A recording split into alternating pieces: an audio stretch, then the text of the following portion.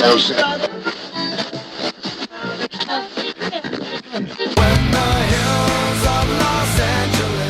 Los Angeles, I'm and most Hollywood nights. She goes to California, oh, California. What you say about Los Angeles? LA got the people saying,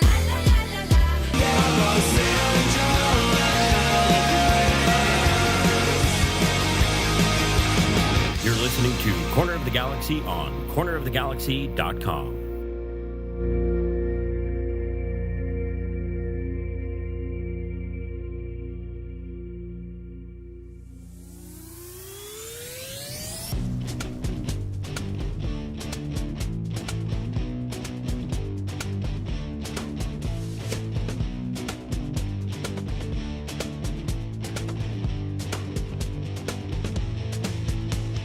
Welcome to Corner of the Galaxy, the show that talks 100% LA Galaxy soccer. We're glad you could join us. Now it's time to sit back and relax as your hosts navigate through the twisting, turning, but never boring world of your six-time MLS Cup champion, LA Galaxy. Hello, everybody, and welcome to Corner of the Galaxy on cornerofthegalaxy.com. I'm your host, Josh Guesman, coming to you on a Thursday, October 2nd. The LA Galaxy 3-2 losers in Campeones Cup. The worst way you can possibly lose a trophy is to have it within your grasp and then watch it disintegrate in the last 10 minutes of a game.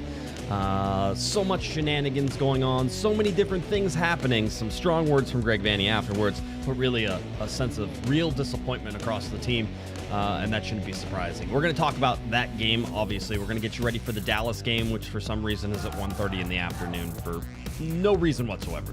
We're going to get you ready for that as well as the Galaxy attempt their last 3 games of the season. To help me do all that, we're glad to have him here. It's Eric, the Portuguese Hammer Vieira. Eric, how's it going, bud?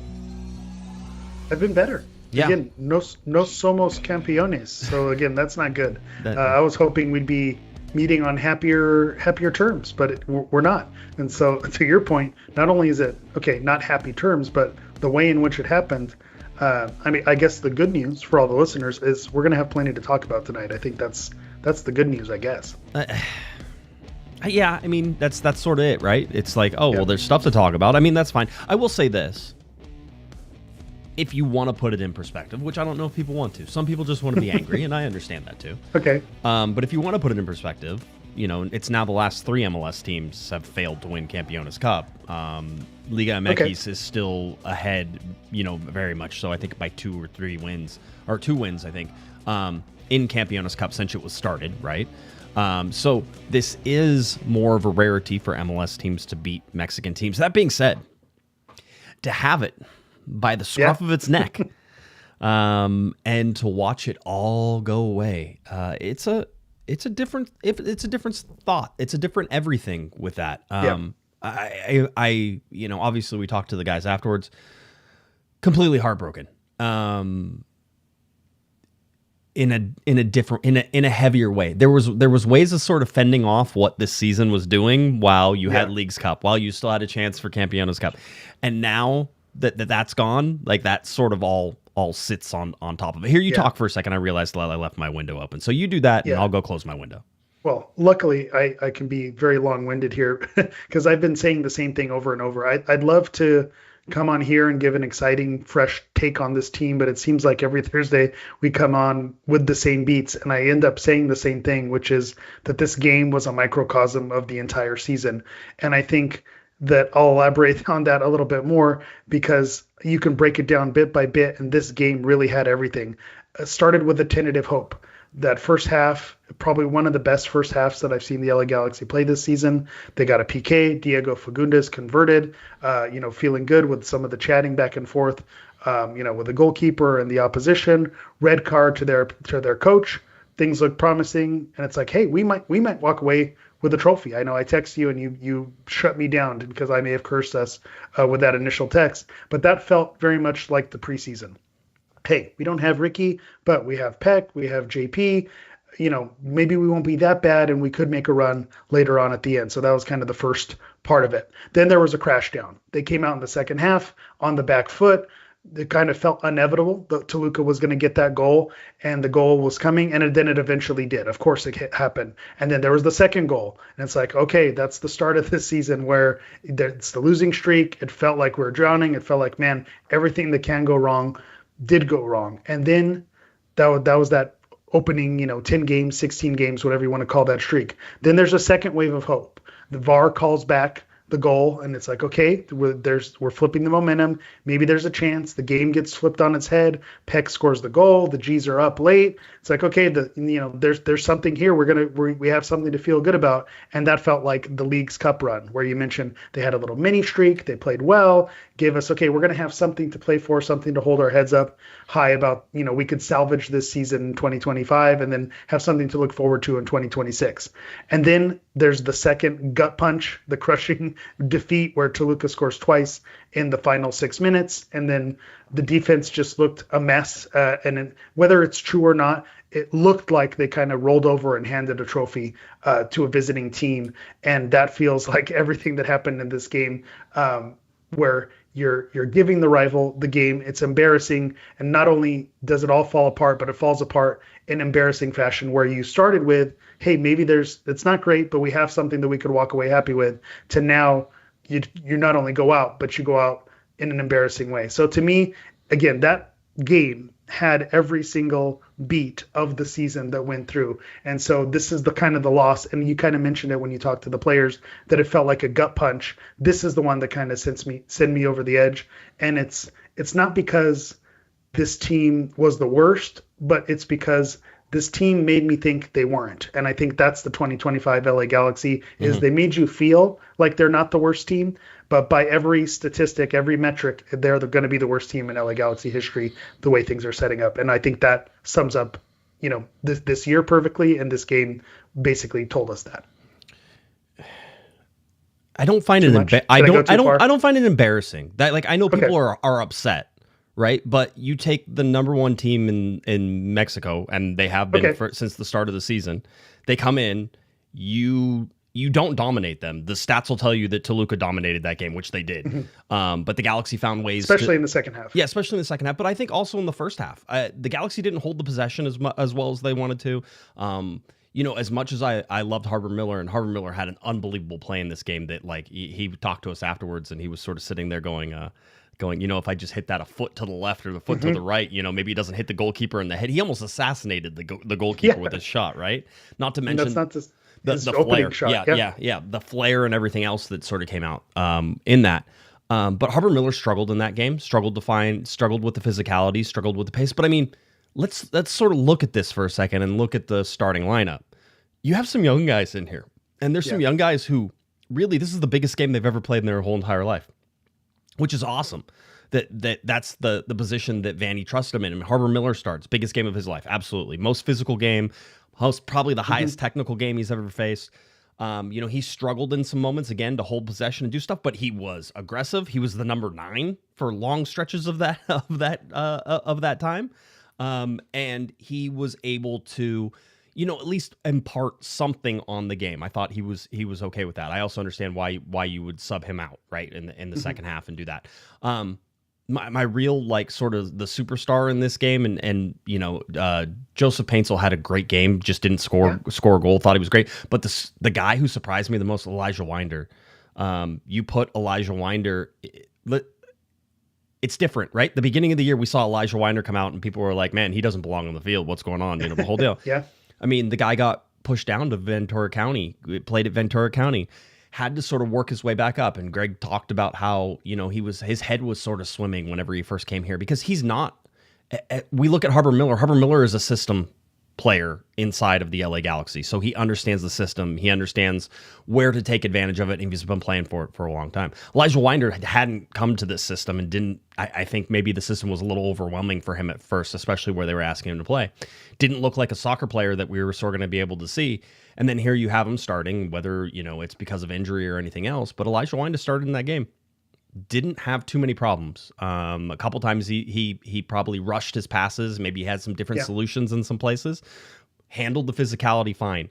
broke up plays on the regular. It's the defensive guy we've sort of been waiting for in the center of the field was outstanding in those moments. Didn't have to be overly physical, but how many times did he steal the ball off of Toluca's feet? By the way, this is a very good Toluca team. So I was like looking at Elijah Winder, and I was like, holy crap. I go, this is the sort of stuff that, probably gets Will Kuntz excited about next year, which is, yeah, now you have a guy who has progressed through the season, who knows the system, who's going to grow in the offseason to sort of do that. So you find it there. But in the moment, at the dying moment, and the reason that I sort of go long-winded into this explanation is, in the moment, at the dying moment, where you have these set pieces, and Amiro Garces was outstanding, but we sort of look at how many corners the LA Galaxy gave up and how many chances they gave Toluca, who's a very good set piece team.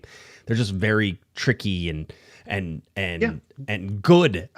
And hungry. Yeah, that's what it is. Yeah. They know how to execute in those situations. I think you saw a team that knows how to execute and a team that lacks execution, and probably their major weakness, you could say, over the last couple seasons has been set piece defending. And so when you have a team who knows how to execute, and then a team that struggles with that, hey, that's a bad recipe, and you can't give them those opportunities. Yeah. I'll go back to kind of what you were saying about the embarrassing part. I'll walk it back a little bit, and it's not embarrassing. You're right. With the perspective, playing Toluca, thinking about all the trophies that they've won and Liga MX and who they have on their squad, that they're a solid team and all the talent that we saw on the other side of the field, to lose to them is not embarrassing. The embarrassing part is you had it. You had it. You could taste it. I agree. You could feel it. Yeah. And that's the part, like, man, to squander it. That's the stuff you make fun of other teams for blowing it late like that. And so that's the part that's embarrassing. So I'll just clarify that. Yeah, it's to me, you just look so much at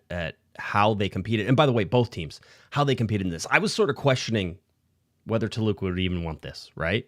And I was sort of questioning about whether the Galaxy could quite honestly get up for it. Let's face it, the Galaxy haven't played too many meaningful games this year.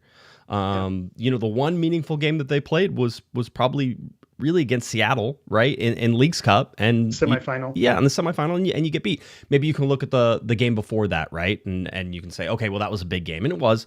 But the Galaxy getting beaten in Seattle. You don't know what this Galaxy's team that has young players on it, that has like this mix of sort of guys that are in and out, what they're going to look like in these situations. So I was wondering about that. It was one of the most competitive games I've watched in a very long time. Playoff atmosphere, most exciting, entertaining. I tweeted out whenever the goal got called back on the offside, which I didn't see it was offside at first, and then I looked at the replay. I was like, "Oh man, it's tight." You see it's escaping me. What is it? Clear and obvious. So many times you see clear and obvious, and I say it all the time that it's really hard to overturn whatever the call is, because to call it clear and obvious has to be clear and obvious. And it was really, really tight, especially considering, from where he looked, I think past Yoshida, who was marking him, he looked clearly off. Right. But then it's the scrum behind him. Yep. Who could have possibly, and so that's the part where, man, you feel real lucky, because we've been hard done by some of those calls that maybe didn't go our way. So, the Galaxy benefited from that for sure. It was funny. We talked to Harper Miller, Edwin Cerrillo, Maya Yoshida after the game, and they all sort of nodded at that call as a wake-up call. That sort of should have been a wake-up call. It should have been, hey, this is, you can't do this. I'll say this, the Galaxy gave up a tremendous amount of corners, and I can't say that most of those were preventable. A lot of that was Amiro Garces coming back and clearing the ball out of dangerous situations, and any port in a storm is where you're going to put it. In those sometimes cases. That's your only option. You rather have that than to get cute and try to play it out of the back, and then you run yourself into trouble, which, to that point, you mentioned Winder. Someone who he reminded me of, I don't know if this will be a good comp or not. He felt like a midfield version of Jalen Neal, someone who, with the physical frame that he has, calm on the ball, didn't seem to be rattled. He kind of reminded me of that profile, with him being kind of fearless against this Toluca team, and it didn't really faze him, when getting physical and holding onto the ball, and with the pressure that Toluca was giving them, he seemed to manage himself, in a very calm demeanor. And the last player I remember to kind of have that kind of, ice in the veins was Jalen Neal when he was back playing defense. I will say this to preface the point that I'm eventually going to make, and I'm still working on the point that I started at here in a little bit with Winder and some of the younger time. Yeah, it's fine. It's we started 5 minutes late anyway, so because Microsoft Teams is literally the worst program in the world. Yep. I was driving up to the stadium. I was like, I'm going to listen to a podcast. Who should I listen to? Oh, I'll listen to Landon Donovan, Tim Howard. Why not? So on the way up, I haven't listened to it for a while. So I was like, there was one in the queue. I'm like, yeah, let's go for it. So two guys I don't mind listening to. That's fair. No, great. I'm such great insight. Like every time I listen to them, I'm like, oh yeah, that's the player insight that you were looking for. Like you really get into those little things, right? I'll sidebar here and kind of go on a little tangent, so it will take even longer for you to get to your point.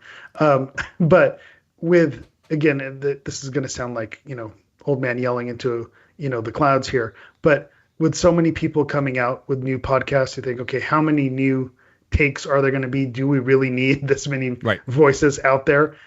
Hearing what Landon Donovan and Tim Howard, those are someone to what they meant to the U.S. men's national team. I think that's a perspective that you do need to hear. And so I do appreciate hearing what they have to say. Whether you agree or not, it's like they were in it at the highest level, at the highest point. So if you're going to listen to someone, I think that's those are two people who are worth listening to. I find it wacky, by the way, that there are current U.S. men's national teamers who are like, hey, you guys don't know what you're talking about. It's like, dude, just take the criticism and shut up. You look like you look like morons. Those two have been on the top of the mountain. They know, and certainly what they're doing.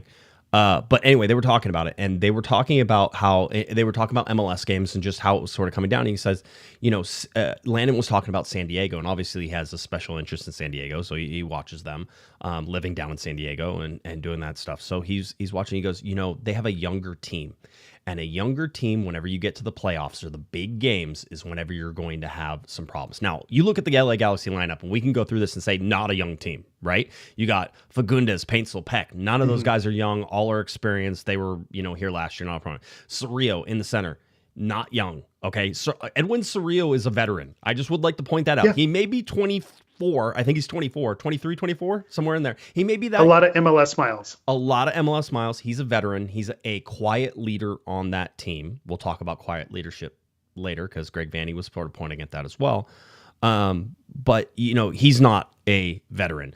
We can go down along the... Aude's not new. Garces is not new, though coming off of injury and hadn't played a whole bunch. So I was sort of skeptical to see what he was able to put. It wasn't a problem. Miro Garces was not the problem on the night. Maya Yoshida is not a veteran, is not a young player. Miki Yamane is not a young player. Novak Mitrovic, I refuse to call him anything but a young player at this point because I think that there can be a ton of blame in this game on some of the stuff that happened back in goal. So overall, not a young team. We can call out three players, Harbor Miller, and Elijah Winder and Novak Mitrovic. Then whenever you go into subs, you're going to bring in somebody like Mauricio Cuevas, who I would still consider a young player. Just doesn't have the experience yet. He's closer good. To the Cerrillo than the Harbor Miller. He is, but in terms of his identification on this squad and what he's supposed to do and how he's supposed to do it, there's a reason Mauricio Cuevas still isn't sort of the out-and-out starter. One is probably salary-wise, but the other is that he is suspect defensively, right? And I was listening to Landon and Tim, and they're talking about how in the big moments, the younger players, how do they show up? And that's the difference sort of in these playoffs and things. So being the Galaxy aren't in the playoffs, we can sort of take it to the biggest game that they've had, which is this game. And at the ultimate moment where you needed some leadership, the ball goes between Winder and it goes between Cuevas and it goes between Mitrovic. And that ends up being your game winner at the end. And to me, it's like, you hope they learn from that because Winder was really good during the game. In fact, I asked Greg Vanney afterwards about him because we were already through most of the negative stuff. I think I had third or fourth question, so it wasn't like it was a new thing talking about it. But I was, just sort of to see his progression. He was my biggest sort of, that was really awesome to see him play in that moment and to be there. That was cool, the whole deal. And I think that serves the LA Galaxy well. But looking at Cuevas getting beat to that ball, looking at Winder getting beat to that ball. Neither of those guys are tiny, all right? And it's not like Toluca was some giants of men. Maybe they're a little bit taller, but this wasn't the Norwegian, national team with Holland crashing the box. Yeah. No. There's so many different sides to this as well. I mean, we haven't even talked about the refereeing, which that's that's going to be for a whole different show. But I agree. Okay. I have thoughts as well. Well, apparently, and I was being educated on it, that particular referee is like not welcome in some countries. I'm dead serious. Is not welcome in some countries because of just the full-on show that you're going to get whenever he is in charge. And it was bad both ways. I'm not saying it's not. I mean, Toluca's coach gets a red card at halftime. Like, it's, that bad. By the way, I don't know what he was complaining about. Like, they were really upset about the whole, Joseph Paintsel getting fouled inside the box and it being like, they're lucky it wasn't a red card. It should have been a red card. The guy doesn't play the ball at all. But anyway, I digress. That chaos, the referee introduced the I guess we'll call it gamesmanship that Toluca brought to the game as well. I'm not sure what the hell that was. It wasn't soccer for most of it, but yeah. I know Greg Vanny had some thoughts after the game, and he talked about I can read professionalism. Them. I have them. Yeah. If you want to read that, and I'll share my thoughts afterward. Yeah. Greg Vanny. By the way, it says, I'm going to start off, but he was already well into the talking about the LA Galaxy and how they blew it. And so in the context of, he was like, yeah, we gave it away, the whole deal. And then he came into this and he goes, hey, I wanted to start off. He goes, and this is a quote, and I'll quote until I say end quote on this. I'll start off by saying congratulations to Toluca. They are a good team, but the amount of chaos on the field is total nonsense. It's so disrespectful to the game. It's disrespectful to the environment. It's disrespectful to CONCACAF and the spectacle that this game is supposed to be. Two championship teams playing each other. And the chaos that they created is just not right. I commend our guys for staying out there while they lifted the trophy because we showed them respect when they showed the game disrespect the whole game. And I think that needs to be said. Congratulations for them winning. It's not about winning and losing for me. It's just about respecting the game. So Greg Vanny threw that into the mix and then went on to talk about how the LA Galaxy gave it away. So, I'll take him at his word for this, where it's not about winning or losing. He may have said it even if they won. Don't know. We're never going to know. But that's sort of the way he is. I think the way the game shook out, he probably would have said it had they won the game as well. I think it needed to be noted. How many father-son red cards do you see? I think that was awesome. That says all you need to know about what was happening in this game and the chaos as he described it. When it's framed, like he said, as two champions, act like you've been there before with the amount of big games that Toluca's been in and trophies that they've won and situations that they've been in. Look who's on their roster playing for national teams and different things like that. You would expect, okay, let's have a little bit more professionalism. But I'm also going to throw that out the window. You have an American team, even though regardless of the players who are on the field, versus a Mexican team. Yep. Look at those rivalry games whenever the USA plays Mexico. Yep. You have a CONCACAF matchup. Look at what happens whenever you get into these CONCACAF hex matches or World Cup qualifiers. You can talk about Panama. You can talk about El Salvador. You can talk about Nicaragua. You could talk about all these different countries who, whenever they play for whatever reason, chaos happens. So my thing is, you had to kind of expect this. Whenever you have a CONCACAF rivalry, an inter-country rivalry, league rivalry, this is going to happen. I would be, if I were getting ready for this match, knowing, okay, we're going up against a team who has basically the only thing we're playing for is pride here, that they're going to come in and they're going to, it's going to get ugly. It's going to get nasty because there's something to prove here in that one. So I do think that you do kind of have to go in expecting that there's going to be gamesmanship and chaos. This is the norm for the region that we play in. Who else gets away with that but a Mexican team? Like, if the Galaxy at halftime had 12 players surrounding the referee after their coach got red carded immediately. Well, it's Inter Miami is the team that gets away. I mean, that's it. That's the only other one, right? And there's been some Panama national team is one that comes to mind that also got into some scuffles and some extracurriculars. So I feel like it's in there. Was it out of control? Yes, I agree with you. Yes, but am I shocked? Also, no. Well, again, so I think that's where I come from. I think Vanny talked about the emotional sort of intelligence of his team as well, and he goes, you have to. They handled it well. Yeah, you have to be ready for that, and you have to not be worried about that, and you have to just throw it away and do the whole thing. Like it doesn't matter, right? And I thought it was interesting because he talked about how perhaps after the second goal, Toluca scores the second goal, the one that actually counts, that has the Galaxy now back tied, right? Because remember, Toluca took a 2-1 lead and then it was waved offside. Yeah.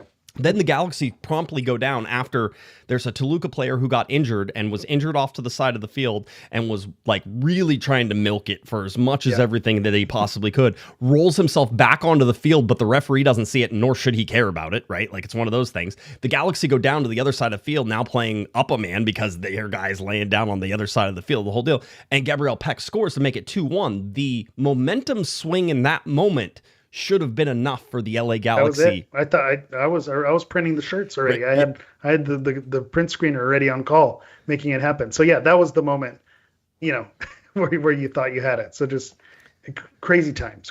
No, and so, but like then it's the impact of Toluca scoring the second goal that now ties it, right? And Vanny was sort of talking about, hey, you have to, like, the leaders out there have to be grabbing those guys and being like, hey, doesn't matter. We have everything to play for. There is penalty kicks coming up. We can score another goal. There is time allowed in here. And he said he thought that they got too close to the emotion of it, right? Basically embracing I'm watching it slip through my fingers, like that type of thing, know? That's how I felt with the amount of corner kicks that they were getting. It was quick succession after quick succession, another corner. 3 or 4 in a row, Yes, so I felt like that was it. And so maybe it was partly them watching it slip away and partly the inevitability of we're going to lose this thing. I felt like that thought had to be in there. Like they're going to make it happen. And I do think it does need to be pointed out. I think Jose mentioned it somewhere in the chat that the call on Garces, it looked. It's not a foul. It didn't look like it was a foul. It is a foul. I understand how it gets called. Going the other way. It happens it happens all over the field,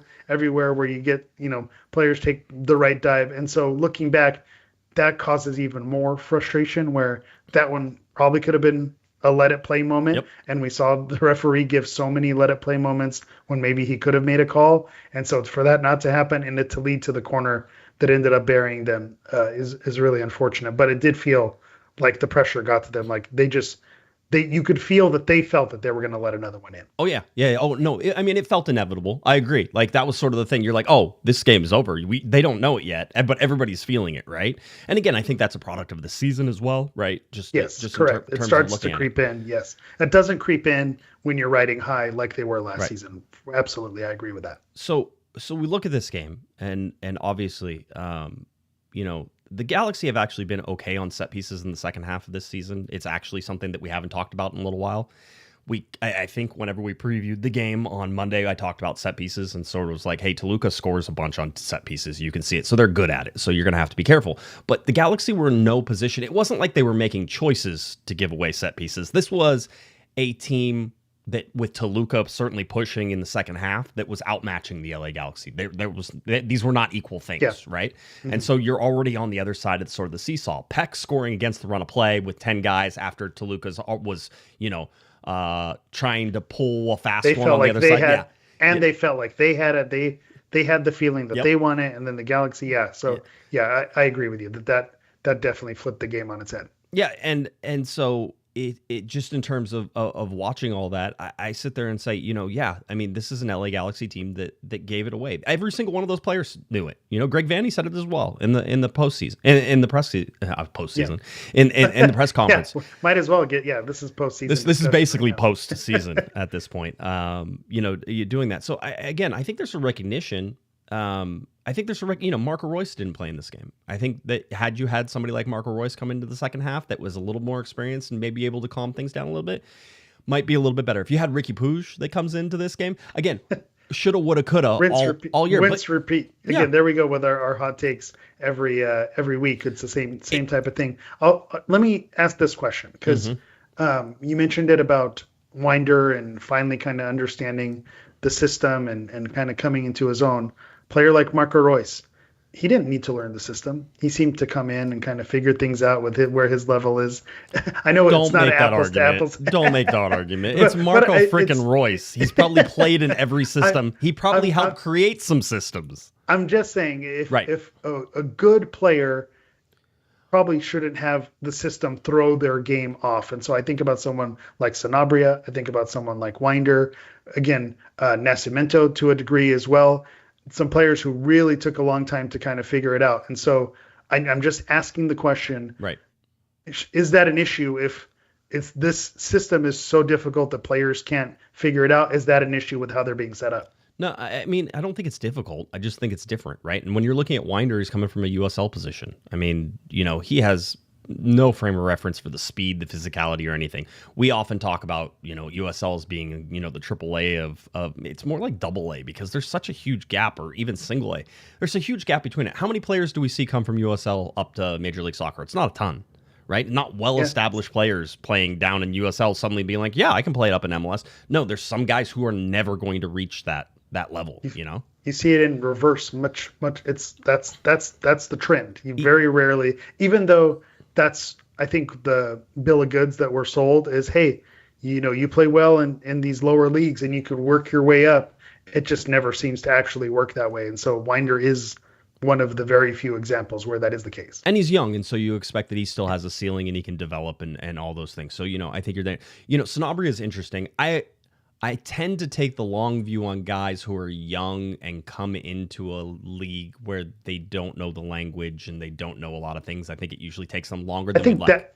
That more than anything is probably true than the actual on the field X's and O's type thing. I think the mental stress, the moving families and figuring life outside of that. Think about, whenever you start a new job or new things that happen, there's a learning curve and there's a shift. And so I do think that is a fair remark to make.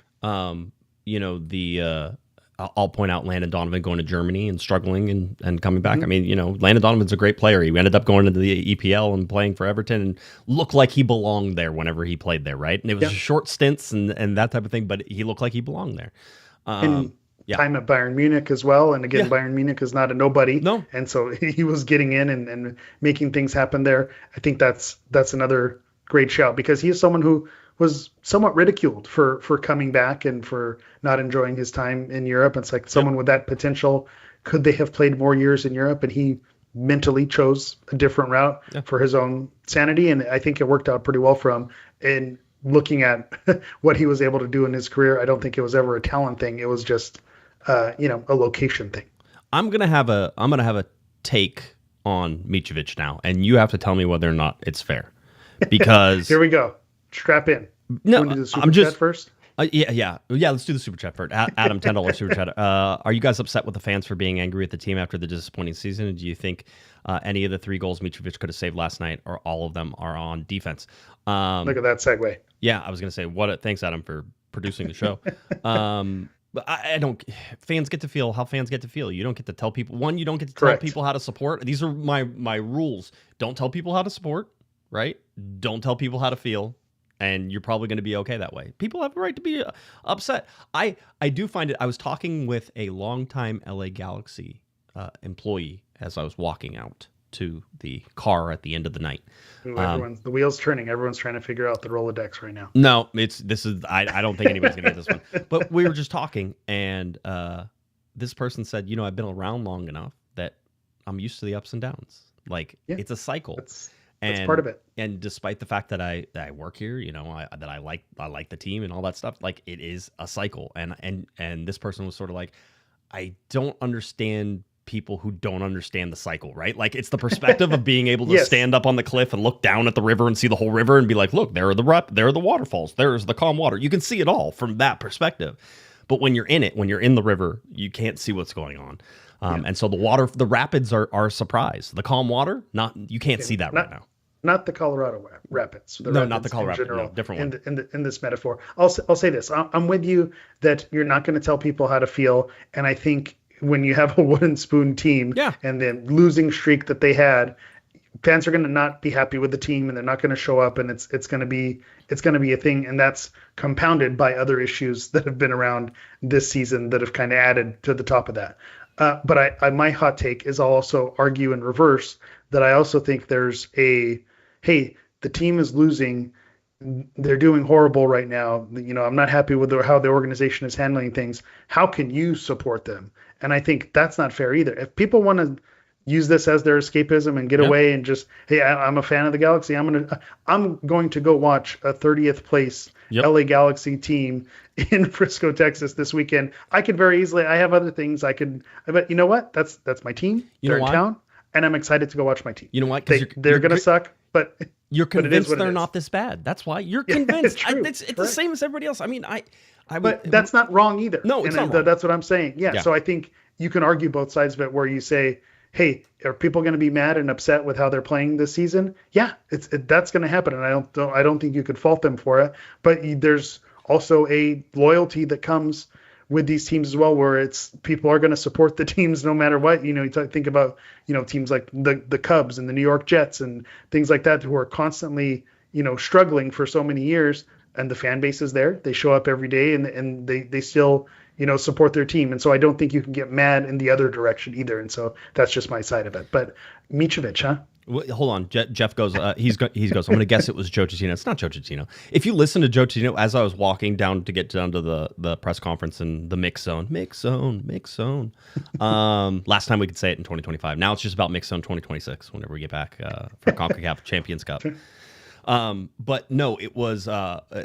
You would never guess this person. But Joe was on the radio, like basically as they pump his audio through the whole stadium whenever he's doing the thing, and he was like, and the referee made himself the center of attention tonight. The whole time. Like there's the Joe that I love. There it is. That's the guy. The whole deal, and it was a lot of fun. So anyway, Mitrovic, in the biggest moments, you expect to see sort of some of the true colors of stuff. We can point to Winder as the example of this tonight, but look at Diego Fagundes. Look at Gabriel Peck. Quite honestly, I thought Peck had a good game too. Scoring the goal, but causing problems for Toluca on the night. Yes, yeah, creating issues is what I was going to say. And by the way, I thought that they continue to not play him in behind. And by the way, he wasn't faster than anybody on this team. Like, that's the other thing is like Paintsel had difficult running away from people. Peck had difficulty running away from people. This was a fast team, and the normal speed stuff that sort of rules with Peck and Paintsel did not rule in this game, and they had to figure out a different way to sort of do it. Now, Paintsel ended up finding the speed, and Fagundes put that ball over the top that sort of caused the penalty kick, which was such a smart play, and just everything was good. And Peck having his way with that defender as well. He had free reign along that side of the field. I loved him jawing. I love it whenever Peck gets jawing. And Peck got a red card at the end of this game, by the way. I don't think it's going to affect anything, so I don't think you have to worry about it. But maybe if they play Campeones Cup again, he won't be able to play. I don't know. Yeah. So in your biggest moment, you want to see that aggressiveness, that fearlessness, and the ability to compete at a level that maybe is even above where you think you're at. I saw that from Winder. I saw that from Cerrillo. Cerrillo's always going to step up into the big game. It doesn't matter what the game is. You could drop Cerrillo into a World Cup final, and he'd be like, yeah, sure, let's go. Like, Eddie's just an amazing human being. Really enjoy talking to him. I think he has so many... He's the guy who doesn't say that much, but whenever he talks, there's a lot that comes out, right? Like, it's short little sentences. Really, really enjoy hearing him, and that type of thing. I thought Harbor Miller... yes, he had some problems, but he met the challenge on the night in terms of he was there, he was physical, he was learning how to adapt to what was going on. I didn't see that from Mitrovic at all. I saw a timid goalkeeper, and I don't know how many times we have to keep seeing a timid goalkeeper. Like, it's like, does Kevin Hartman need to stand behind him and scream at him the entire match? I don't understand it, because I will tell you, on almost every single goal, and certainly on the last set piece one. The last one more than anything, yeah. Where's he going? Well, I'll tell you, the one that they scored that got called back because it was offside, that ball lands at the top of the 6-yard box. Yes. How are you not out there? Inside the 6, correct. How are you not out there? I do not understand his inability to be big. And it's not like Toluca's, the Pittsburgh Steelers, linemen. They're not that big. And Mitrovic is not that small either. And I think Mr. Provino threw something in the chat. He said, does this happen with J-Mac? No. And again, people are going to get sick of us saying it. But Marcinkowski. Does it happen with Marcinkowski? No. I don't know that I've seen enough of Marcinkowski to make that call, but I understand what you're saying. We've seen the inverse on Mitrovic. Yes. And I'm going to go back to the Coachella Valley Invitational 2 seasons ago. And I know that seems like a weird pull when you're talking about the Campeones Cup final, but we saw John McCarthy cement himself as the starter in 2024 when he was not necessarily brought in to be the starter. And why was he brought in to be the starter? Because of his voice, because of his command of the area, dominating the box and kind of creating being that presence. He played bigger than how he physically was. And so what's the knock on Mitrovic?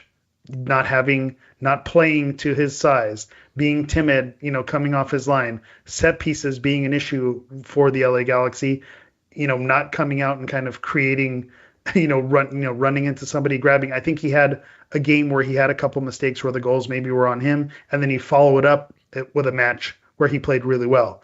But I'm with you. How many lessons? How many times does he have to learn the lesson that, okay, I didn't do it, so next time we play, when we go out to play FC Dallas, I'm going to come out strong and I'm going to do it. At this level, you shouldn't need those reminders. I'm someone who works with 10-year-olds every day. Again, this is going to sound harsh, but works with 10 years old every day, and you talk to them and you say, I just told you what we were doing. Let's get back, and this is what we're supposed to be doing. And then they inevitably wander off and do something different. And hey, come on, let's go over here. This is what we're supposed to be doing. And how many times are you going to need to do that with Mitrovic? And I think that's a concern. We talked about it 2-3 shows ago it's his to take. It's his job for the taking, where he's going to be the out and out starter. And so as someone who's kind of wavered back and forth when they sent McCarthy packing, now you said it, Marcin Kowski, is he someone that now creates a goalkeeper battle, and now you create that issue going into next season? I don't think there better be a goalkeeper battle. Yeah, Mitrovic has not, with his performances, said, hey, goalkeeper situation, it's done, it's settled. I think it's just created more questions, and that's a concern. It's unfortunate for him because you want to be confident with who's in the back. You don't want a goalkeeper controversy. That's a position where you want to feel confident in. But I don't think he's shown enough to make the fan base feel comfortable when he's back there. And I think back, this is going to be another deep pull. Clement Diop, there's a name that you haven't heard in a very long time. That's a guy who came flying out of the 18-yard box and then gets chipped or beat. Yes. Was he on the 2017 team? He may have been. He may have been somewhere in that region. But hey, can't knock him for the fearlessness. He was out there. He was throwing himself out there. Maybe it was too far in the other direction to where it was a fault. But I'd almost rather see someone like that who's being almost reckless with how far they're coming out than being timid. I think a goalkeeper, people talked about Brad Guzan in the past. It's like, he used to eat tin cans in the locker room. Right. There's kind of, the goalkeepers are crazy. They have this grit and this roughness to them. And I'd rather have the craziness in the opposite direction than the timidness. There's a time and a place to, you mentioned with Cerrillo, quiet leadership, kind of sit back, let your actions dictate things instead of your voice. But I think goalkeeper is not one of those positions where you need a calm, relaxed, laid back, chill type of guy. You need a maniac back there. Yeah. So my meniscus hurt. That's the screen name here in the chat room says, they weren't winning when McCarthy was keeper either, but made the defense is just subpar. Well, yeah, the defense is subpar. We've seen that, right? It's all part of it. It's all connected there, right? Especially whenever you watch Winder and Cuevas and the guy jumps right between them and nobody's putting a body on anybody. And like in that moment, it was funny. Landon Donovan was talking about set pieces. And he was talking about David Moyes and what Moyes used to say, and or I think it was even Tim Howard who said it. Moyes used to say, it's just one ball. All you have to do is win one. It's like you win one ball. It's not multiple ball. It's one ball. You go and get it. You know where you're going. Yes. This is and you're allowed to use your hands. Yes, 100%. If you're the keeper. So you gotta find something. Yeah, I think the silver lining with Mitrovic is that he's still young. And again, I think we've talked about this in the best terms that we can, that he doesn't hit his peak for another 4 or 5 years. I mean, as a goalkeeper, he's got 4 or 5 years. You're right. Right. But are the LA Galaxy going to wait around for that peak to hit? I mean, I can't imagine that Novak Mitrovic is here in 5 years. I don't know that he's, And what you want is him on the rise. Yes. To hit his peak and have someone pay you lots of money to take him off your hands, not him, flub to end up somewhere else or a lateral move and then to eventually find his peak and hit his groove. You want him to start to hit that upward trajectory while he's on your team. It's a big question mark. Listen, there's going to be some question marks coming in. I actually think there's pretty clear paths on who's coming back and who's not. I usually feel that way towards the end of the season and stuff like that. Nascimento came into this game. Didn't see much from Nascimento in this game. I said it. You said you may want to, have another cup of coffee with him. I said I haven't seen enough. I'm ready to and I think start looking elsewhere. I think there's a difference, right? Because if you have the roster space to make him a project, and it doesn't cost you a whole bunch of money, then I'm okay with that because he's young. And I think there's flashes there that I'd like to see more of, and you'd like to see him in the system again, and you'd like to see him do. But I also feel like the Galaxy are looking for more. I think they're looking for a mentality that is more. I am the goalkeeper. I am the goal scorer. I'm the striker. Yeah, I'm the striker. It's the same thing. Yeah, it's the same thing. You need a maniac in goal, and you need a narcissist. Confident. I was going to say, a braggadocious, cocky striker who just thinks they're going to score every time they touch it. They're on opposite ends of the field, and they're the type of people where you need those personalities. So, it's big stuff. I mean, this only ratchets up the pressure in terms of what it looks like in the offseason and what it looks like next year. I mean, I think you asked me what the leash for Greg Vanney would be in 2026, and it's like, it's always hard. I always feel like you need to be in it in order to figure out when that is. But if you're guessing, like I said, I still think there's a possibility the LA Galaxy hold out for a big summer move. You have 8 weeks, 6 to 7 weeks off for the World Cup in the middle of next season. Don't know how that's going to split up the season, but you have to imagine it just throws everything into disarray. So, and who knows what happens at the World Cup with performances and who becomes available. So that's a whole nother wrinkle on top of the wrinkle. Yeah. So you start looking at the different things and what the pressure is, but there's going to be pressure. I saw people talking about relegation. Ask Maya Yoshida, and I didn't ask him about relegation. I just asked Maya. I said, you've played at a lot of places in your time. I go, have you ever been in a season like this? And he goes, and he didn't really answer the question, but he answered it in the way that Maya does, which is sort of like, he started talking about how, he's been in places where there's been relegation battles. And he goes, I'll paraphrase for him because he said it one way, but I want to sort of say it the other way, which is you don't get better whenever the teams are in relegation battles. He said all there is a lot of long balls up top, and because you're trying to get soccer. It's scared soccer because you're just trying to get the balls up top, and maybe you're going to score and just get enough points that way you don't do it. He goes, Maya actually complimented the fact that the Galaxy have been able to stick with their system, to be able to play within that, and in the second half of the season have been a decent team. If they played like the second half of the season, the whole season, the Galaxy would be a playoff team. That's crazy to think, but like. That's sort of where they would be. Middle of the road. But again, to 18 your teams, point, right? eight teams, 9 teams make the playoffs. And so I want to roll my eyes and tell but then you're right. 9th, 10th place puts you in the hunt. Yeah, it does. It does. So just doing those sort of things. So I have seen improvement. I don't like the criticism of, well, why didn't they play Nascimento more whenever it was early on, the whole deal. I'm like, did you watch him play early on? Let's not forget what we saw. We saw a guy who looked like he was not interested in playing striker. And let's not forget what we saw over the weekend where Paintsville scored a first half hat trick. Yes. Hey, maybe I want to keep that guy in the false 9 position. Hey, maybe it's a good idea to ride that hot hand while you can. So I had no issue with how they started the game. Just really, it's the worst way that you can sort of lose this game, right? It is absolutely, it's the most heartbreaking, the most heart-wrenching. Yeah. And in a season where you needed to have that silver lining, you now lost the silver lining. Now, yes, they're talking about how they don't want to finish last in the league. And I think there's a good chance because DC United is an atrocious soccer team. Sporting Kansas City is an atrocious soccer team. Yeah.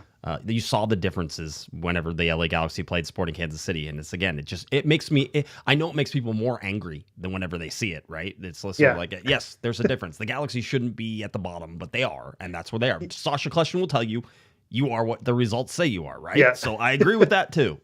And here's going way back to the SKC game over this past weekend. They're still dealing with an interim manager. Yep. I believe they got rid of Vermees, in March or something. Yeah. So they're 6 months later. They're still on an interim manager. No scouts, no scouting, no general manager, an interim manager, and they have 17 players. 17 players who can possibly turn over from without a head coach, who's going to decide who comes and without who goes? A GM, general GM because he's playing both roles. Mm-hmm. Yeah, that's a mess. That's SKC, as bad as they were this season, they might be even worse next season leading into it. There's going to be some rebuilds that need to happen there. And Dayon's still knocking in about 20 goals. Guy's a stud. What a stud. Again, just love to see it. Again, I'm not crying. You're crying. Yeah, he's so much fun. To watch. And to that, I thought he lifted the curse. I thought we needed him to score to set things right. Right. Again, wrong again. Once again, we're wrong. Let's see. $20 super chat from Lasso's Optimism. Evening, gents. Last night result felt raw, but got to give credit to the guys. Hell, we actually came close to a trophy. Toluca might be the best club team in CONCACAF. Saw heart, grit, and fight. Damn set pieces. Yeah, I mean, it sucks that it was like the same play on repeat over and over and over again. It was dangerous every time, and you're like Groundhog's Day. Yeah. This one again. Yeah. Shout out to Lasso for the big super chat. And I'll go back to what I said at the beginning on how you were mentioning the gut punch, and I mentioned that it was embarrassing, but the perspective, Toluca being who they are and who's on that roster and what they've won, again, to take them to injury time to need to beat you, I guess you can see the positive there. That's not going to, there's no trophy for that, and that doesn't make you feel any better. No. And the other funny thing is that we almost got a trophy from the one game tournament that they were in, so it's not like like a Leagues Cup or like a MLS Cup playoffs where you had to work your way in, but still you earned that spot based on how you did last season. I think that's fair. It's the game that was played on Wednesday night is a glorified exhibition game. It absolutely is. Okay, 100%. I am there. It's still hella entertaining, and I enjoyed it. You get a light beer sponsorship and you make a trophy, and that you'll get people killing each other to make that thing happen. So I'm with you. Again, just step back from that game. But it is. You are having two champions go at. I think Vanny made a great point. These are two champions who are playing each other, and so you're going to have an elevated level of competitiveness. And that was the part that I didn't know whether or not Toluca would really want it, and the answer is yes, they did. Yeah, they did. Yeah, 100%. No, they did. But that, if we step back from it, it's hard to do. One of the most entertaining games I've watched in a very long time. Just so correct. So from much a neutral a neutral, you got to show for sure. Yeah, and listen, for the Galaxy fans were enjoying that game for a while, right? Like, it wasn't all bad. It's not 90 minutes of sorrow there. It was 10 minutes of sorrow and 6 minutes of sorrow. And then an entire year remembering it afterwards. Like I said, it's all a microcosm of the whole season. I wanted to ask the guys, but never quite got to it. But it feels like this is going to be one that it doesn't easily get brushed off, right? So looking at the Galaxy, looking at what they have to do against Dallas, and then against Dallas again. So home and home against Dallas, right? Away to Dallas, home to Dallas, and then Minnesota. And the second Dallas game, they'll be missing Joseph Paintsel. Joseph Paintsel got called up to the Ghanaian national team, so he will miss that October 11th game, which is a makeup game. I'm not going to miss him this weekend. No, you got him this weekend. He is there. So as far as I know, he has games on the 8th and the 11th. Is that what it is? Let's see. Hold on. Yeah. Did you see who they're playing? Who are they playing? They're playing the Central African Republic. Yes. And they're playing what's the other one? Comoros.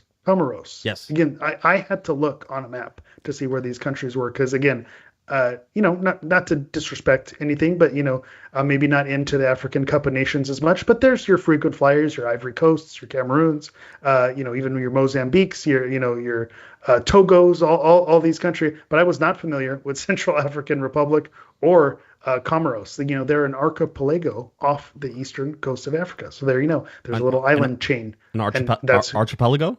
Yeah, sure, whatever. Okay. Just want to check. Yeah, sure. Did I say it wrong? I don't know. Archipelago? Archipelago? Archipelago. Surrounded by water. It is if I remember from my social studies, right? Just hold on. Give me a second. If I remember, it is a chain of islands that separate two bodies of water. Correct. Hey, somebody fact that's where my family is from, in the Azores, off the coast of Portugal. It's in the Atlantic Ocean. And again, I can't even say it right. Yeah, that's fine. It doesn't matter. we've told the story about how we went to your birthday party. I went to your birthday party, and then you started introducing me to your family. But then they're like, your family are like this circular connection because you're all from this island, and it's like everyone knows everybody. It's not like we're not like related, you're marrying cousins, but like your aunt also ends up being like this other side from the other side of things comes back the other way. Like your aunt was someone's school teacher who was someone's cousin who knows their brother, and so everyone just kind of knows everyone, and so it's kind of a good thing. I don't look at it as a bad thing. Somebody said I heard Peck misses the next game due to red card. I don't believe it carries over to league play. It's a friendly, like you said, non MLS match. I would I would imagine the Toluca's manager does not miss the next match either. No. Given the situation. Can we stop with the whole you get tossed, but yet you get the walkie-talkie and you get to talk? No, you get tossed, you have to sit there and not talk to the team. That's how that works. I don't like it. Or I thought you used to go to the locker room. I thought you have to you have to be in the locker room. In the locker, you can watch it on TV. It's kind of like a penalty box. Yeah. Text when I feel like that's how it used to be. Yes. Yeah. So I don't know. But do we want to talk about the ref? Do we take a moment for the refs' antics or thereof? Here's the thing that I think about this referee, and you can tell me. I thought he was atrocious, and he was gullible in all the ways that you want him not to be gullible. The foul on Garces, which is a clean take by Garces and then gets run into by the attacking player from Toluca, Vieira, who then falls down and acts like he got fouled when really he fouled Peck, and the fact that ball was going the other way, he was too soft in areas where he needed to be strong, and I would point to the red card, the denial of a goal scoring opportunity. If there is a cynical foul that is not played with the ball, right? If you're not playing the ball and you foul a player without regard for the ball, right? Then that goes from yellow card, and then it ratchets up to red card. That ball wasn't within 7 yards of Paintsel when he got fouled, right? And so for me, and the reason you wouldn't do it is because it's a final and because it's this one playoff. That's what I was going to say. Is that? But having said that, again, you don't want to impact the game in that way. You have to do it anyway because otherwise you are now allowing, and it happened early enough that now you're allowing these things to happen. You're like, you know what? I'm going to allow certain things. So then the players go through that game saying you're going to allow certain things. So then it starts getting chippy, right? And then some yellow cards come out, but not enough. And certainly at weird times, because you're like, that was a yellow card? That wasn't a yellow card. That wasn't a yellow card down there. So how is it a yellow card down here? So the inconsistencies start to pile up. And then towards the end of the game, you felt like he was looking for a reason to even things up because the Galaxy got a penalty kick. He was sort of like, well, I'm going to give Toluca, like the Garces foul is the clearest example of that. He is either blind or he wanted to call that in a particular way. He wanted to see that one in a particular way. Yeah, I think part of it has to do with the momentum of how the game had shifted. Toluca was attacking and pressing, and we talked about how the Galaxy felt like Toluca was just going to score. And you mentioned that the word gullible. It felt like the referee kind of fell into that. Hey, Toluca's attacking. There's a player went down. This is what a great moment. This is going to be cinema where where they get the free kick, and this is where it all happens. And so I think he bought into that. The interesting thing that I go back to, the penalty kick in the first half, and this is something that drives me absolutely bonkers. And I get it from someone who knows gamesmanship. You want to walk around the penalty spot. Maybe you want to dig your cleats into the spot, make the ground a little bit uneasy around there. And so you have players who kind of hover around that. I thought he was right to start giving yellow cards. Hey, wait outside the box or else you give a yellow card. And he was kind of being, free flowing with those yellow cards. But no one was exiting the box. And so it didn't seem like that was an effective strategy to get the players to kind of evacuate the area. And so what that told me is that the authority that he was trying to wield wasn't effective. No. And then that's when the game kind of got let off the hook. And I think that led to the red card at halftime. Yes. Because like you said, he was looking for an issue. Who knows what the Toluca manager said, maybe cross the line or kind of headhunting or whatever. But it didn't look like a red card offense. It looked like the referee wanted to make a show of the situation. And I think that's what we saw. We saw someone who was maybe being they were acting like they had authority without actually having control of the game. We've seen referees who know how to have these conversations with players and keep things under control, using yellow cards at the right time to dictate the tone of the game. Right. And you kind of saw everything in the opposite with this referee. I always wonder, it's like, so if you let a Mexican referee, here's the problem I always have. When MLS teams and Mexican teams play each other, so you get the two from there, they tend to not have a referee from Mexico or the United States, right? Most of the time. And then because you do that, you end up going to some of the other CONCACAF nations. Less experienced, who more, are not more questionable. Yes. Maybe they've received some, It's like I would rather. I'm going to speculate. Maybe Right. there's some offshore, some Caribbean bank accounts to maybe get some clearance or something. But maybe we get some more questionable things. But my whole thing is that, like, have a mixed team. Figure out, give it to one of the Mexican referees, give it to one of the someone MLS who's earned referees, it, and then over do the the ARs. Yeah, your swap best out the team. ARs. Yeah. You get 2 from each, and you get 4 referees, and you're It's an all-star game. Yeah. Do that, because You get your center from one country, your Right. lines, your ARs from the other, and then your VAR from the same as your center. Because if you Salt. tell me that if you had if you sort of had a Mexican referees used to doing the Liga MX games, Yeah, Toluca doesn't pull that. They know crap. how to handle that situation. Yes, Right, agree.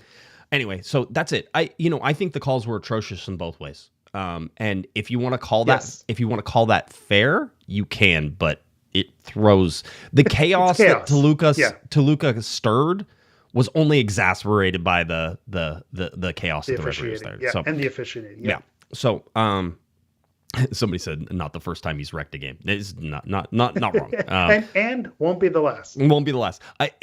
Alex Ruiz was telling me a story that he officiated the game in Saudi Arabia or something like that, and now he's not allowed back. Like, it was one of those. It was like they're like, he's never coming back. He's not allowed back. So I thought that was pretty funny. Yeah. So Maybe he'll play the Riyadh Comedy Festival. Maybe he has a different role there. I was reading about that. That's an Fun times. Always good. Always good. One thing We're I'll point available, out, by the way. yeah, always. We one of the things I saw Maya Yoshida whenever he came out to talk to us, Zach, I think it's Merchetti. Zach was there and he's like, "You want me to hold your shoe?" And Maya's like, "Yeah." And he gives him his shoe. And I'm like, "Why does he have his shoe? Like, only one shoe, not 2 shoes, one shoe." And I looked down. Maya Yoshida was in a walking boot whenever he It was looked there. like a nasty little twist there that he got.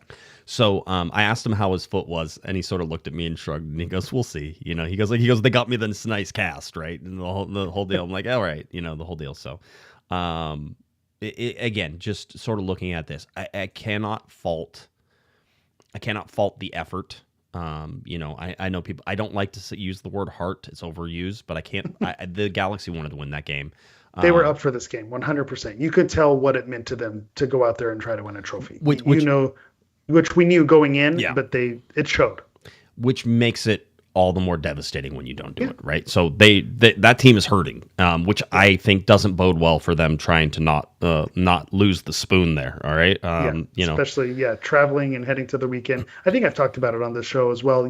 Malcolm Gladwell had a theory about how the bronze medal winners are happier than your silver medal winners, when technically silver medal is a higher rank, right. But silver medal just lost a gold medal game, so their demeanor is going to be far more down than a team who finished below them because they're ending on a high. And so that's the part that is the gut punch. Well, and if you're the bronze medal winner, that you were the last person to get a medal. You made it. You were inside that top 3, right? You're like, I did it.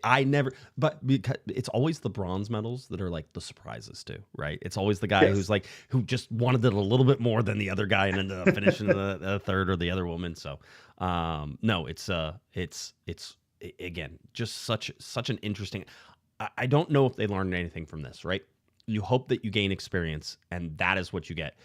There's guys out there like Cuevas, like Winder, like Miller, and like Mitrovic that have to learn from these games, because now they know what that is. Next time they go into anything approaching that, they're going to understand what that means. Yeah, because you're not going to get lots of opportunities to learn the lesson. I think that's the thing. And especially with Mitrovic, we're starting to, how many times do we need to learn the lesson? I think with Miller and with Winder, they're earlier on where you could say, okay, this is a lesson to learn, Yep. and this is where you grow from it and move forward. You weren't a part of the 2024 team to kind of cut your teeth, so this is your time, and so that's something to keep an eye on. Watching just watching how this all went, I thought the crowd was actually a really fun crowd too. So I enjoyed that part of it. Everything Seemed about like the game, it was good vibes. People were having a good time. people were having a good time. I thought the Toluca fans were great. I didn't see anything, but they seemed like they were. Everyone was walking around. They were having a good time. They were enjoying being there. That was awesome. I'll say this from the outside looking in. Right. There are sometimes when you see the chippiness in these games, and when you have two rivalry countries going at each other, sometimes there can be some nastiness, in the stands. This did not feel that way. It felt like it was a party. It was a celebration to have these teams kind of going at it. Yes, the temperament was there on the field where it was off, but it didn't look like there was nastiness in the crowd. Again, at least from what I could see and from what I've heard from people who were at the game. RR points out Scottie Pippen was in the house. There he is, Scottie Pippen. What size jersey does he wear though? Like, hello, fellow kids. That's got to. They don't make a longer I shirt, was gonna right? say, is there a long for the NBA players? But yeah, so awesome to see. I was like, somebody said Scottie Pippen's there. I'm like, what? I'm like, why? Why is Scottie Pippen there? That was my reaction. Who? I mean, I know who, but like, what's the connection here? But again, you gotta love it. Whenever the Galaxy can get someone to come out, I'm all for it. I'm all for that PR and making our brand look good. Pottermus says there was a fight. Well, of course there was a fight. Like there's a fight on most. There's a fight on most nights whenever you go. Well, to be fair, when it's Galaxy fans only, you might see a fight as well too. So again, it is what it is. Yeah. Certainly looking at that, I again just an interesting sort of take on that. It was a championship night as well. If you saw, U.S. Open Cup was played. That was Nashville over Austin, so Nashville gets their first trophy, first major trophy. Brugman. Yep, Gaston Brugman there, and Tyler Boyd, right? The whole deal. So the other part of that is that the U.S. Open is a lot cheaper of a trophy now because not everybody plays in it.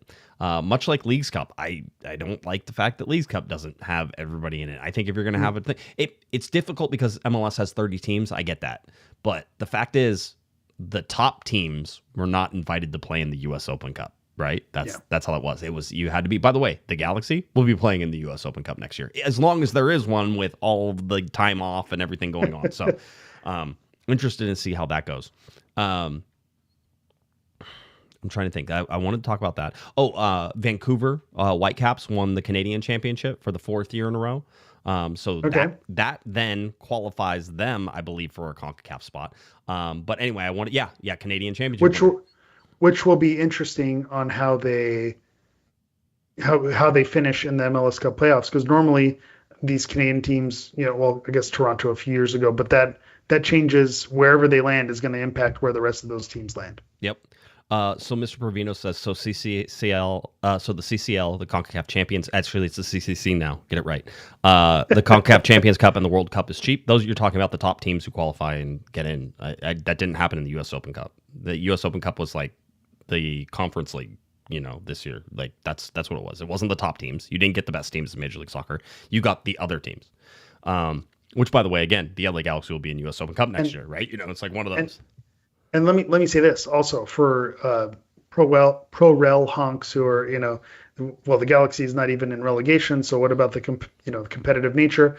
Where were the USL championship teams in the late rounds of the US Open Cup? You didn't see a lot of that. At the end, right. These were the, quote, to use your words, the other MLS teams, and they were still the ones who made up the bulk of the people who ended up there in the final. So pump the brakes on the Pro-Rel is going to fix everything. It's not going to fix everything. And to your point, it's not ready yet either. Again, not that I'm against it, but it's not the magic bullet that's going to fix everything. Well, my whole thing is that, and I was talking about this actually on Wednesday night with Scott French, because we were talking about U.S. Open Cup. I go, realistically, in my perfect world, everybody in MLS enters U.S. Open Cup. And that first round is all the MLS teams going to the lower division sides. At their place, much like they do over in the EPL, right? And then if you tie that game, you can replay. But if not, then you're out, right? And the whole deal. Yeah. But the bottom line is that the fields are very inferior in the second, third divisions, and so you don't want to spend MLS teams down to those places, right? So media coverage and camera and broadcasts and all the different things that's an impact as well. So, but yeah, so that's how it goes. So again, looking at the qualifications, funny enough, LA Galaxy on this list, which is always fun. Leagues Cup champion was Seattle. Leagues Cup runner-up was Miami. Leagues Cup third place, that's them, the LA Galaxy. U.S. Open Cup champion, Nashville, and now the Canadian Championship winner is Vancouver. You're going to get the MLS Cup winner will qualify, most points in the Eastern Conference, most points in the Western Conference, next most points in regular season, next most points in regular season. So all the points matter for those final spots in CONCACAF Champions Cup. And we already talked about how that should kick off around February 3rd to 5th for the LA Galaxy coming up. So almost no time. I don't know how the Galaxy are going to report at January 12th and be like, you have 3 weeks to get ready for CONCACAF Cup.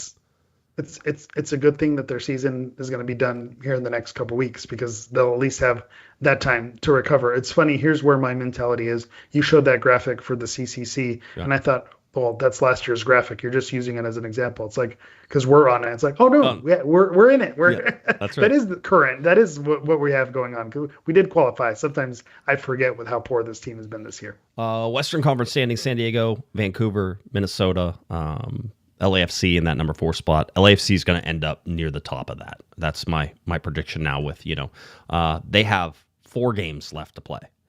Because they still have a game in hand. So watch that. They'll end up near the top of that Western Conference, especially with Son and Buanga scoring like 17 goals in the last 3 games.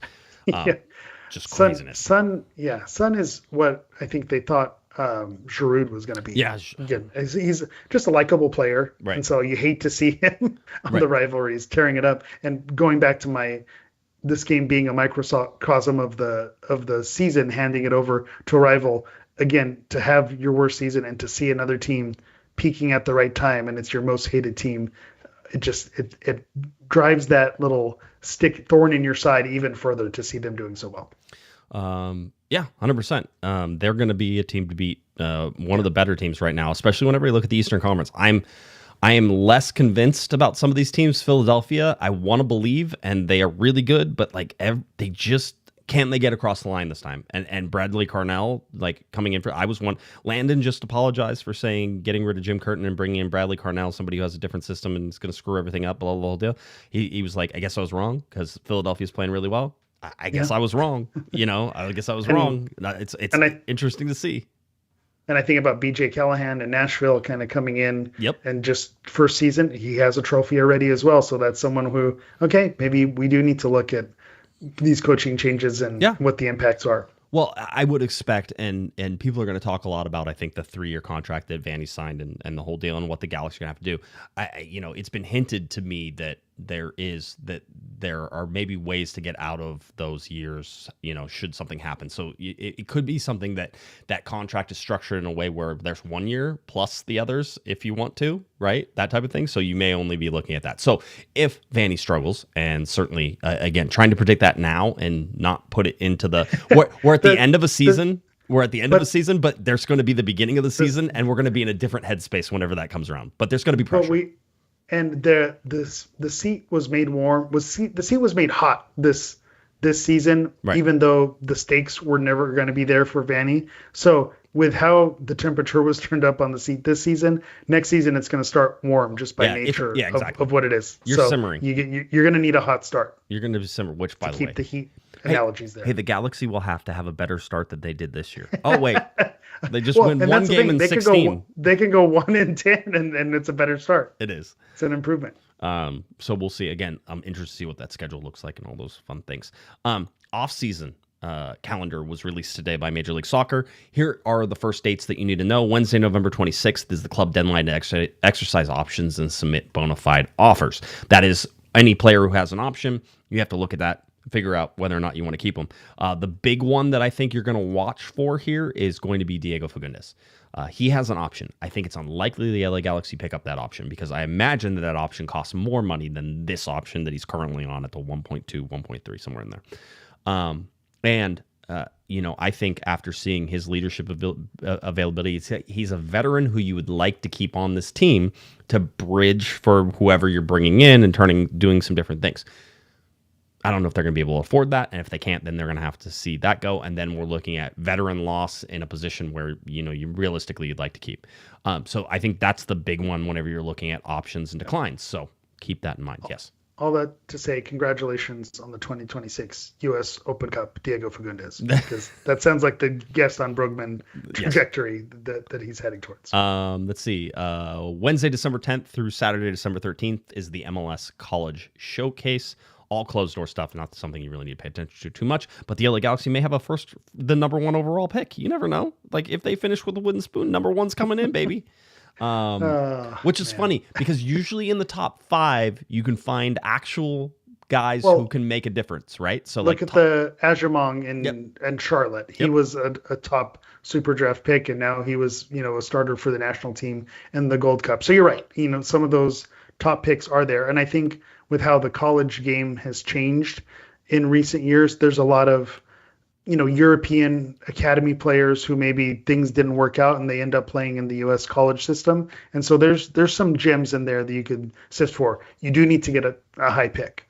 I don't think you're getting a 32nd round draft pick and you're going to have someone who's going to be a gamer, for your team as a starter. So that's the kicker there. What are the chances? And I'd have to go back and look at it. What are the chances the Galaxy already traded away their first round draft pick in 2020? 100%, right? There's a very good chance that's thrown in. Okay. Yeah. For an international slot 5 years ago. Yep, could have been. Wednesday, December 10th, free agency opens, right? So free agency eligible players are out of contract and option decline players who are at least 24 years old and who have completed a minimum of 4 years of service. That is your free agency numbers. Then Thursday, December 11th, the next day, the reentry process stage 1 is there. And then you get into Thursday, December 11th, same day, end of waivers, right? So end of year waivers close at 5 p.m. And then you get into stage 2, which is Wednesday, December 17th, reentry process stage 2. If you remember, stage 1 is where you pick up a player at their contract and you just take it and absorb it in. Stage 2 is you get to renegotiate the contract in order to bring them in. So usually there's more movement in stage 2, but there's usually not a ton of movement in these. It's less than you would think. Usually you think, hey, I think you always report it doesn't mean it's impossible. It just means there's renegotiations that need to happen. And I think it rarely does come around that second time. But again, not impossible. We'll see how things pan out. Thursday, December 18th is the MLS Super Draft in 2026, which actually takes place in 2025. But that's always fun to say and do. Let's talk about the Dallas game because that is what's happening this weekend. The LA Galaxy will travel to FC Dallas in the half-closed stadium while they're still doing renovations and all that. Tarped off, yeah. Tarped off. They'll get it. Tickets were more expensive this year. Yeah, well, that's, they supply and demand, baby. Yeah, 100%. So it's 1:30, and I believe the kickoff is 1:40 p.m. So you can get ready for that. That's on MLS Season Pass. Just to sort of look at where Dallas is right now, they're unbeaten in the last 7 games, 3-0-4. And they're in that 10th spot. We need to go back to the... they're in the hunt. Yeah, they're right there. They're tied with points with San Jose, and they actually have a game in hand.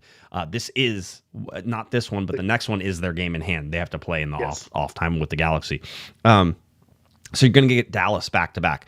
Galaxy will also, Eric, be fighting for the first road win of the season. And should they not win a game on the road, then that'll be the first time in LA Galaxy history they don't win a game on the road in the season. So right now, Dallas is 5-8-3 at home, tied with San Jose, so very much in the hunt. Your thoughts on the FC Dallas game with 3 games remaining here? Yeah, I think we saw what happened last night, and I think you saw a team give everything that they had to try to win a trophy. And so I think the tank is empty, and you're playing against an FC Dallas team that, someone who loosely kind of knows what's happening with them. Some people are calling them one of the hotter teams right now. If you had the power rankings, they'd be towards the top, again, unbeaten in their last 7 or 8.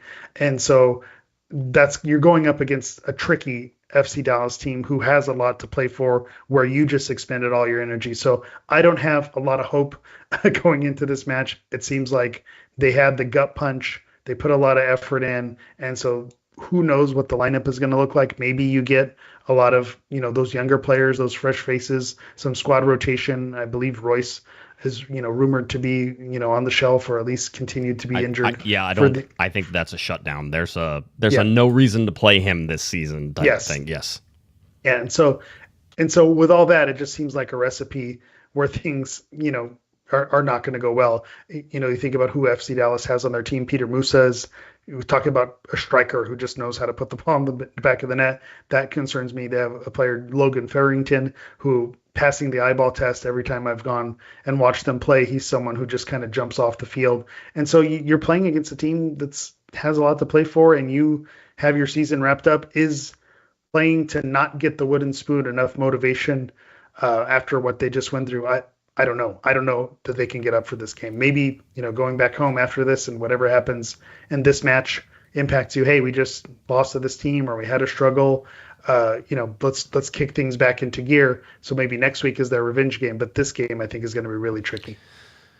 Vanny has a tough job, and this is going to be that tough job. It's to find the guys, and maybe you rotate into younger players. That way, you start Mauricio Cuevas, you start, the Harbor Millers, you start Elijah Winder again. You start the kids who have Parente. Parente. You start them because they have short memories and they're still excited to be on the field right now, and they don't know it's the end of the season, which the LA Galaxy are at the very bottom of the league, right?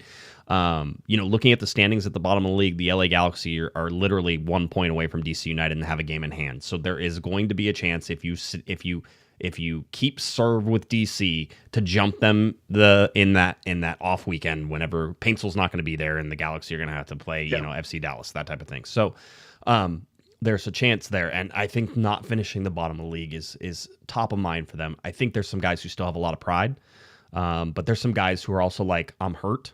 Maya Yoshida shouldn't play in this game. He's in an air cast. He'll want to. Get ready for Rindov. Yeah. Yeah, so Rindov comes in and I think you're with Chris, and I think you're okay with that. So you do some things to protect some guys to make sure that they're not going to get hurt any further or something like that. But ultimately, you find a youthful enough lineup where they don't care that this is towards the end of and they want to go out and show what they can do. And that's what we've been seeing in some of the league games is that sort of indifference to the situation and just being like, I'm just happy to be here. I'm going to play my butt off. And sometimes those are the games where they look better than when you have your 8th lineup out there. And so I think, to talk the hope back into us, that's your silver lining is if you do a squad rotation and you have those players with nothing to lose and wanting to show out and show what they can do, then you could have, a surprise win. I will say I was excited about the game being in October, not in, the heat of July, but the 3:30 local start time doesn't do me any favors either. We'll see how the weather impacts it. Why, Eric? Why are you play it in the evening? What? FC Dallas have a concert that night that they have to worry about? Yeah, maybe. Who knows? We'll see. It's ridiculous. D ratings. Go for it. All right, D ratings. The LA Galaxy have a 21% chance to win, and then or 21.8, and then FC Dallas has a 54.0. They're the flat percentage. So again, FC Dallas heavy favorites, 24.2% chance for a draw. We always say if you can get close to that 50% range, that maybe you can get a point, but they're not even close to a 25% range. Nope. So again, everything's saying that FC Dallas they're going to be your winners this weekend. The opening line though. Plus 290, plus 310. I like the plus 310. Yeah. Plus 310 for the Galaxy? 310 for the draw? Oh, yeah. Oh, yeah. No, I was looking. Yeah, plus 350. Go to the Westgate. The Westgate is plus 310 for the win, plus 315 for the draw. Bet both of those. One of them might hit. Yeah, and then, of course, FC Dallas wins 5-0. Yeah, exactly. Yeah. Sebastian Lletget has 17 goals. So he was hurt last game, so we'll see if he shows up. Is he still on? He's on the mend, maybe? I don't know if it was a training injury or something, or if it's more serious, but I do know that he's recovering from an injury. So maybe we see him as a sub to make us hurt. Predictions. By the way, I think I called 4-2 on the SKC game, and it was 4-1. Close. You were right there. Dan. So I think I said something like 3-2 either way for Campeones Cup. I don't remember. That could be just me being like, oh man, I'm in the zone, and I'm sure I said that because I think wacky was sort of the way to go with it. So 5 goals. The Galaxy are going to score some goals, which is crazy. to me, looking at how they didn't score goals for most of the season. So they're going to score goals. They're going to score 2, but I have a feeling this is either a 3-2 or 4-2 for Dallas. That being said, I can see this flipped on its head too. If it flips on its head and the Galaxy win, it's going to be a 3-1 win for the Galaxy. So those are my win or loss. Given both. Yes. Mm-hmm. Okay. So I'm down. I'm just feeling the gut punch right now. Everything that we've watched has told us that the Galaxy are going to score goals. They've come from behind. They've been able to score goals. But I feel like the emotions from this last game there's going to be a hangover here. I think it's too close to this loss and how heavy the players were wearing it. So I think this is the game where they maybe don't necessarily put the ball in the back of the net. I think it's an FC Dallas 2-0, 3-0 win. Like it, FC Dallas. And by the way, there's motivation for Dallas, as we pointed out. They want to get above that line. They have everything to play for. Yeah, this is a chance for them. So now the Galaxy have to figure out if they have any motivation in order to push that back. That's what I was going to say. The Campeones Cup was an actual, sanctioned final for a trophy, and so there was an actual real thing to play for. To say that you don't want to have last place, right? To say that you want to get you don't want to be the only team in history to not have a road win. Those aren't tangible, physical, things that you can go after, and so I don't know that you can get up for that the same that you could in a final, in a playoff match where it just feels a little bit different. It makes it you have to be a lot more creative. You have to have a lot more, it's more of a mentality thing. And I just think it's a lot harder to get up for that type of win than, hey, this is the Michelob Ultra Campeones Cup. And so I'm going to go out there and go boots up on somebody. Okay. So if I'm Greg Vanney, here's my pregame speech. Okay. You pull out the stats and you start to sit there and listen, we have sucked this entire year. Like, really, it's hard for me to find a time when we've really sort of stuck our neck out and done something good. You guys are about to be the worst LA Galaxy team in history. We can see it on the thing. Even if you win like 2 out of these 3 games, you guys aren't. You guys are still going to be it. So that's one thing. You didn't win a road game all year. What kind of pansy team doesn't win a road game all year, right? I look at these stats. I look how many goals you guys have given up. You've given up like twice as many goals as some teams, right? So you could hand out goals that you've given away for trick or treats. You guys have done nothing but disappoint for most of this season. There's been very few highlights. So if you don't want to be the worst team in LA Galaxy history, if you don't want to be the LA Galaxy team that didn't win a game on the road, if you want to instead be just this argument that Josh and Eric have about 2017 being the worst year, but statistically it was 2020, but not really, because 2025 is statistically, because watch a game. If you want to be that for the next 20 years, which is what we're going to do, is I'm going to talk about it till the day I die. On my deathbed, I'm going to proclaim the 2017 LA Galaxy team was still worse than the 2025 team. It wasn't even close, quite honestly. If you want to be in that argument, or you could just do the things that you win these next 3 games. You're not the worst LA Galaxy team. You win a game on the road. You don't finish dead last and win the wooden spoon. And all of a sudden, everybody has that sour taste that's at the back of the mouth has dissipated just a little bit. So that way, whenever we hit preseason in 2026, right, we feel like maybe we're worthy of putting on this uniform, because this year, quite honestly, we should probably be playing in like tutus, right? That's sort of the thing. Yes, it's negative, but there's not much motivation here anymore. Yeah, that's right. What else? Where else are you going to go with it? Yeah, it's absolutely one of those things. And by the way, playing not to lose versus playing to win. The thing. Is this a must win? Is this a must win? No. No, the must wins are gone. They're gone. We don't. There's no more of those. There's no more must wins. Not until next time. There are so many guys who have so much pride on this, and I can tell you, being close to the team, this is not a team that's the one thing I will say. Go back to 2017 and watch that team give up, and they gave up a whole bunch of times, right? Like, you would watch them play and they gave up. Despite what you would say, this LA Galaxy team did not give up this year, and they still continue. And they're playing better now than they have, like, really down the stretch than they have at any point during the year. Playing against Toluca, they played really well in spurts in that game. So, there's a lot of pride, and I enjoy being around people who have that pride in their work. It's infectious, and so I feel bad that they put themselves in the position that they have this year. But the scoreboard don't lie. So just show the standings. That's where you are. This is number 30. You know, that's what I've been thinking when you would say. I always think about, I mentioned it last season in our, ramp up to MLS Cup. But this is your chance to cement yourself in history where you are going to be talked about, for years to come.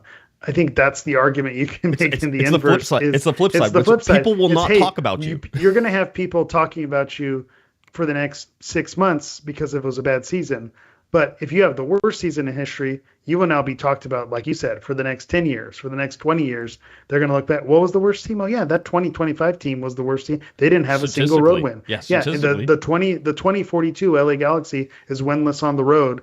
And that hasn't happened since the 2025 LA Galaxy. Yeah. And so that's the thing that you're, to play to not have immortality for the wrong reasons, I guess. Did you see the other side of it? Did you see the Jeopardy question that was Miki Amane? Did that come across? I did not. There was a Jeopardy question. Wow, deep cut. Oh, that had to be an 800 or an 1,000 level question.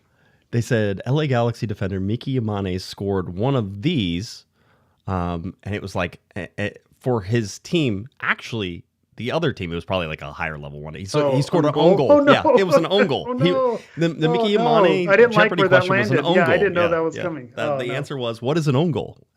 Alex, I'm still old. Who is it? Is it Seacrest? No, he's on Wheel of Fortune. No, that still feels weird. What's his name? Ken Jennings. Ken Jennings. That's it. Yeah, 100%. So that's it. Yeah. That's the year the LA Galaxy have had. That Miki Amane is an own goal Jeopardy question. Just get that one out of the way. All right. Anything else for you, sir? No, I think we're good. I mentioned it earlier in the show. As bad as things have been, I'm still excited to go watch my team in person. So I don't know what that says about me, what that says about you. But again, I'm excited to go see the team, just to watch live soccer and just have the team that I love the most. I'm excited about that. I am. I've been talking with AFCHA, and they have Central American Heritage Night coming up, so they've been pushing seen that. The videos, is that? Yep, They've been seeing a lot of stuff. Jaime Pinedo was on sort of their start of things. It was his birthday too, so Pupusas with a Purpose in full drive there. I don't know, I keep waiting. I know that there is something that they are giving away, but I'm gonna get Steve on. That's what's gonna happen. There you go. There's something really cool that's going on. It's something really cool that's going on that I think you'd be interested in. And I don't want to be the person who spoils it. Like they're like, oh, you weren't supposed to talk about that yet. I don't know what their release date is and all this stuff. But there's something cool there that could be nice. Certainly fun on Central American Heritage Night. So always a fun time that night at the stadium. Yeah, it's Central American Heritage Night. That's what it is. Okay, good. Just want to make sure I said it right. So anyway, so that's coming up as well, and then it is Fan Appreciation Night against Minnesota, right? So and by the way, I am not a believer in Minnesota right now. So I am anti-Minnesota. I've been watching them play. I do not believe in what's going to happen. I'm sniffing first round exits. I know. Yeah, they're in the Shield race, but I'm with you. They are the third place right now with 55 points, and I've watched some of their games recently. I'm like, no, I don't believe it. Which is crazy because I see a lot of that. So we'll see. Yeah, someone has to win, right? One of these teams in those standings is going to be just shut it down. Finals. Just shut it down. Nobody has to win. I like it. A run in. There's your wrestling angle right there. Yeah. Just a third team comes in and hits them both with the chairs, and then we're disqualification. What a crazy, stupid year this has been. I can't wrap my head around it enough to understand that the LA Galaxy went winless in 16 games. It feels like it was 3 years ago they went winless in 16 games. I cannot wrap my head around that start. And I have a feeling it will perplex me for many years to come, and we will be on this show talking about it for many years to come about how I still don't understand how that team was that bad to start. The saying, you can't win the league early in the season, but you can lose the league early in the season, that is example 1A with a bullet. That season was lost 10 games in. And so that's the crazy thing, is that start can set you up for failure, and that's really a crazy thing of how important it is to collect some points in the beginning of the season. Realistically, if they would have started winning like 12 games into it, yes, they probably have a reasonable chance. Have a turn. You're right. That nope, didn't happen. Tell people where they can find you. Let's go. All right. As always, you can find me on all social media platforms at Hammer EV9. That's Hammer EV and the number 9. On all social media, it's at Galaxy Podcast, cornerofthegalaxy.com, and of course on Apple Music, Spotify, SoundCloud, any of those places you can find our podcast. A little bit longer today, and why not? It was a Campiona's Cup. It was a sucky defeat, and the LA Galaxy will have to figure out how to rectify that as they get ready to take on FC Dallas this weekend. All right, that does it for us. We will be back on Monday night with the Panda to get you ready for everything that's going on in the world of the LA Galaxy. For Mr. Eric, the Portuguese Hammer Vieira, I'm Josh Pato Guesman. You've been listening to our little Corner of the Galaxy. Have a great one, everybody. You've been listening to the Corner of the Galaxy podcast on cornerofthegalaxy.com. You can follow the show on Twitter and Instagram at Galaxy Podcast. And be sure to check out and subscribe to iTunes, Stitcher, and Facebook by searching for Corner of the Galaxy. Fans, we thank you for listening. We ask that you be kind and courteous to your neighbors as you leave the podcast. We thank you for joining us and look forward to seeing you again. Until then, I'm Michael Araujo, and on behalf of the entire Corner of the Galaxy crew, goodbye.